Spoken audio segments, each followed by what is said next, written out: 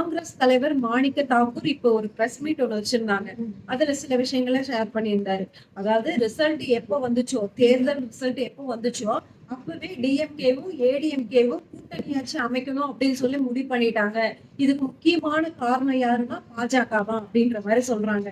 என்ன அப்படின்னா, இவங்க 2 பேத்துக்கும் கனெக்டிங் கால் போட்டதே வந்து பாஜக தாங்க அப்படின்றாங்க. அதாவது இத ப்ரூவ் பண்ற விதமா தான் விசிகே தலைவர் அவர்களும் சொல்லியிருந்தாரு. அதுக்கப்புறம் ஐயுஎம்எல் சொல்லியிருந்தாங்க. இடதுசாரி கட்சிகள் சொல்லியிருந்தாங்க. இப்ப நாங்களும் சொல்றோங்க. எல்லாமே ஊருக்கே தெரிஞ்சு போச்சு. டிஎம்கேவும் ஏடிஎம்கேவும் கூட்டணியாச்சு வச்சு, அதாவது பழனிசாமி அவர்களை வந்து முதலமைச்சர் ஆக்கணும் அப்படின்னு சொல்லி 2 பேரும் பேசின விஷயம் ஊருக்கே தெரிஞ்சிச்சு. நாங்க என்ன மறைச்சு ஒரு பிரயோஜனமே இல்லைங்க.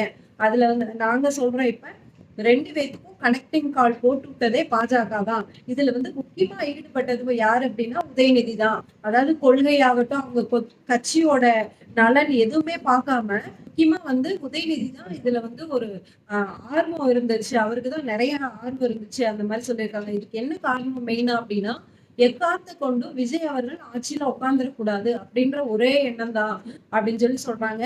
அப்புறம் ஒரு விஷயம் என்ன சொல்றாரு அப்படின்னா, அதாவது இந்த அடுத்த எலெக்ஷன்ல டிஎம்கே ஏடிஎம்கே பாஜக கூட்டணி வச்சாலும் ஆச்சரியப்படுறதுக்கு இல்ல அப்படின்னு ஒரு கருத்தை ஒண்ணு பதிவு பண்ணியிருக்காரு. சோ மக்களை உங்களோட கருத்து என்னன்றத கமெண்ட் செக்ஷன்ல பதிவு பண்ணுங்க. நெக்ஸ்ட் சூப்பரான வீடியோல நான் பாக்குறேன்.